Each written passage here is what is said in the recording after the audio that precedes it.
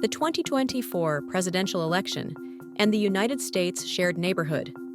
Commentary by CSIS's Ryan C. Berg and Christopher Hernandez Roy. Published September 26, 2024. This text-to-speech audio was generated by 11 Labs. This commentary is part of a report from the CSIS Geopolitics and Foreign Policy Department entitled The Global Impact of the 2024 U.S. Presidential Election. The report features a set of essays assessing the meaning of the election for Europe, Russia, Eurasia, the Indo-Pacific, the Americas, Africa, and the Middle East. To read the full report, visit csis.org. The results of the U.S. presidential election are more likely to affect the United States' immediate neighbors than countries in other regions. Canada is concerned a Trump presidency would connect specific pieces of the North American agenda to extraneous issues, for example, by linking trade issues like the renewal of the United States-Mexico-Canada Agreement, USMCA, to defense topics such as modernizing the North American Aerospace Defense Command, NORAD, and increasing defense spending to 2% of GDP. Growing protectionism and new tariffs would also pose a significant problem for Canada, which sends 75% of its exports to the United States. Canada is also concerned about the commitment of a Trump administration to allies, the global system, and global hotspots, especially Ukraine. On the flip side, a Trump administration would likely welcome a more vigorous energy security relationship with Canada that involves Canada's large reserves of oil and gas and greater integration of critical mineral supply chains. A Harris presidency would likely still pressure the defense spending threshold and press Canada to take a more assertive line in defending the North American Arctic.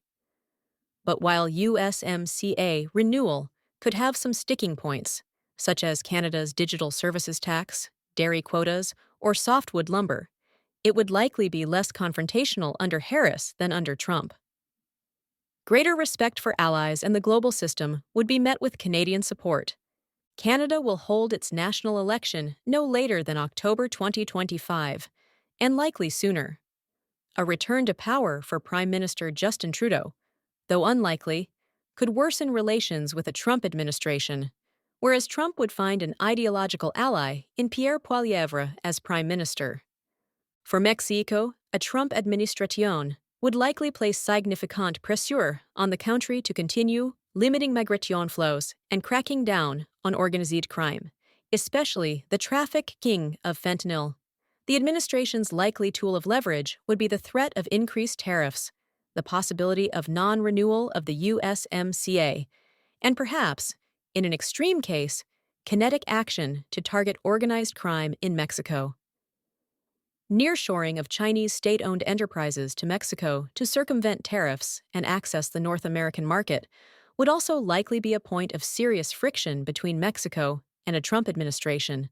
Mass deportation of undocumented migrants in the United States, as promised in the Republican Party platform, would have an immediate impact on Mexico and could turn one or several generations of Mexicans, the majority of whom hold a favorable view of the United States, strongly against the United States, with repercussions in all spheres of the bilateral relationship.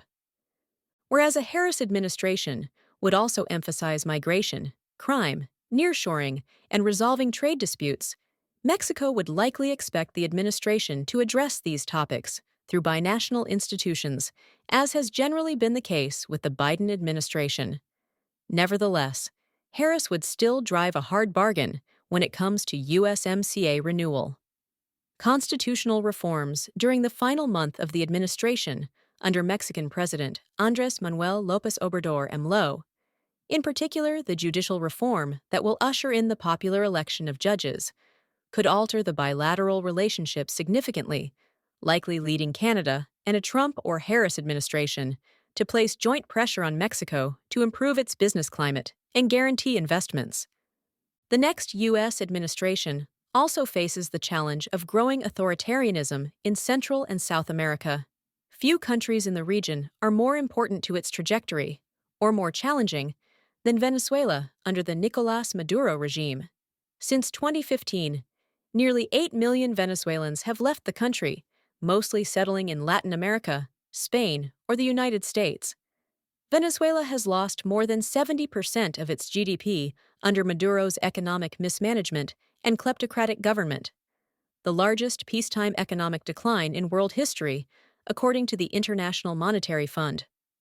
Polls before the 2024 election showed a vast number of Venezuelans were ready to exit the country if Maduro clung to power, and credible pollsters reported that around 40% of Venezuelan respondents stated they were thinking about leaving the country by the end of the year, with a sizable portion saying they would leave even before the inauguration in early January 2025. Both a Trump administration and a Harris administration could struggle to deal with the outflow of Venezuelan refugees and another full-blown migration crisis in Latin America. While a Trump administration might return to maximum pressure as its Venezuela policy, it could also seek to strike a deal with the Maduro regime for some kind of modus vivendi. A Harris administration would likely continue Biden's policies of negotiations and sanctions relief with Venezuela, policies that have so far failed to induce Maduro to change his behavior. Regardless of the approach, the next administration has its hands full dealing with a regime that 1. Fabricates election results, 2. Seeks to massively repress its way out of the current crisis, 3. Counts the support of an axis of authoritarians and U.S. strategic rivals such as China, Russia, and Iran, and 4. Will force the migration of millions more Venezuelans over the next 4 years. Brazil is another country closely watching the results of the U.S. election. The election of Luiz Inácio Lula da Silva in 2022 will deprive a Trump administration of the ideological ally it had in former President Jair Bolsonaro.